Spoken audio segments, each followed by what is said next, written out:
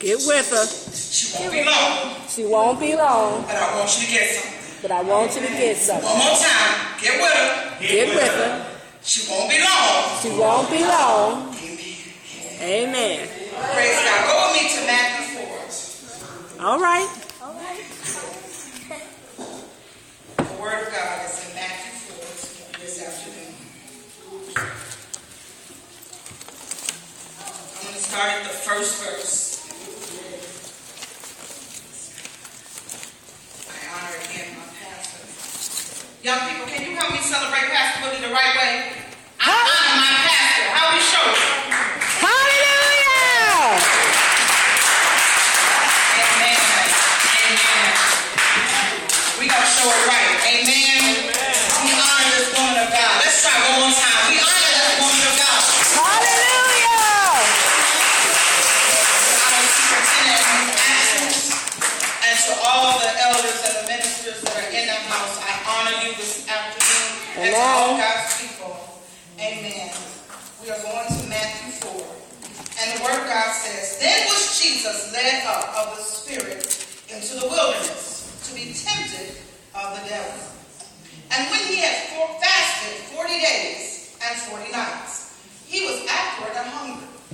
And when the tempter came to him, he said, If thou be the Son of God, command that these stones be made bread.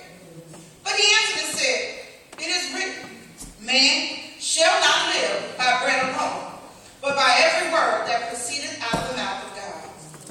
Then the devil taketh him up into the holy city, and set him on a pinnacle of the temple, and said unto him, because he wasn't through yet, If thou be the Son of God, cast thyself down. For it is written, now he going to tell him what's written. He shall give his angels charge concerning thee, and in their hands they shall bear thee up, lest at any time thou dash thy foot against a stone. Jesus simply answered him and said, It is written, Thou shalt not tempt the Lord thy God. Again the devil taking him up into an exceeding high mountain, and showed him all the kingdoms of the world, and the glory of them, and said unto him, All these things will I give thee, if thou wilt simply just fall down and worship me. That's all I'm asking. Then Jesus said unto him, Get thee hence, Satan, for it is written, Thou shalt worship the Lord thy God, and him only shalt thou service. Then the devil leaveth him, and behold, angels came and ministered unto him. If I were to give you a subject today, I was all over the place, but simply to let you know this is a test. I have to let you know that the devil is going to try anything and everything that he can. But I'm here to let you know victory belongs to the Lord. Yes. Victory belongs to the people of God. Victory belongs to you. You don't have to walk around wondering if the battle is yours. He let us know that the battle is already been given to us. And so what it started out in the beginning, if I were to begin, the first thing that stuck out in my mind was the fact that there was a test. What we have to understand, people of God, is that we are tested. We are sent through different tests. God does not give us the test, but he allows us to go through it. So if God is calling and empowering you to do something, then you can expect a test is on its way. You can expect the test, though, to be commensurate with whatever the calling God has on your life. So I can't tell you what your test is going to look like. It depends on whatever the calling that God has.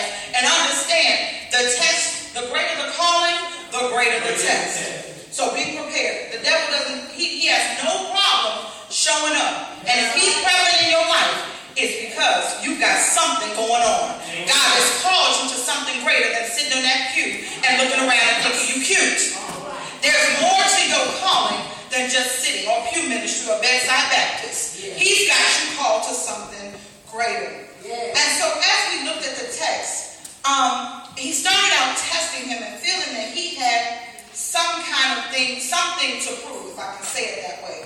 And I'm going to jump around a little bit due to the time.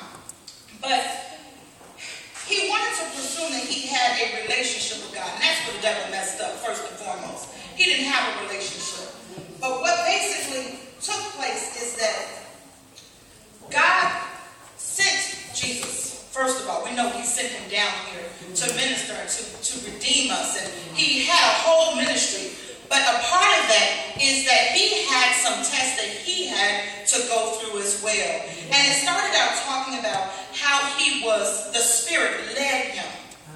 And that stuck out to me because even in the midst of a test, we have to be assured that God is with us. Oh, yeah. He sends his angels of protection to encamp around about us, and we're not alone. And so he led him to this particular test. And he was there. The devil had no problem being where he needed to be. But as he began, and I apologize because I'm servicing a couple of things. I'm going to grab the word out. My technology is great, but I want to be able to flow between the two.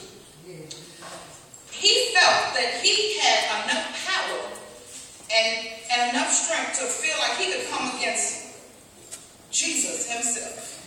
And he'll try anything that he thinks he can get he can do. He'll try it and he'll get away with as much as he can. Yeah. And so he said he led him into the wilderness. And the first thing that popped out in my mind was the correlation between the Israelites and Jesus' experience. And I started thinking about the 40-day correlation. The earth was cleansed in 40 days and 40 nights because of the flood. You remember back when the world was destroyed. He did that in 40 days. Joseph's embalming process took place in 40 days. And then we know that the Israelites wandered around for how many days? 40 days. 40 days. 40 years. Amen. And so it seemed interesting as I began to look at it. Jesus was not just out in the wilderness, which is a barren place. And I began to, again, I can't really talk about it because I want to be mindful of my timing. But I started looking at what it meant for him to be out in the wilderness. And that's another day. But the wilderness is that barren place in your life where you feel like you're out there and you're all alone. Come on now. That's a place that only you and Jesus and only you and God can be in. But for the sake of time, just know I'll come back to that one day because that blessed my soul. But the 40-day correlation was the fact that he was fasting for 40 days and 40 nights. And he was out there, and that 40 days represents a cleansing and a purification time.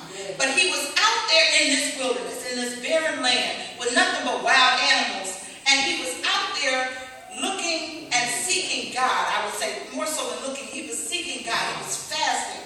He was before him. He wasn't around people and enjoying the social time. He was out there alone.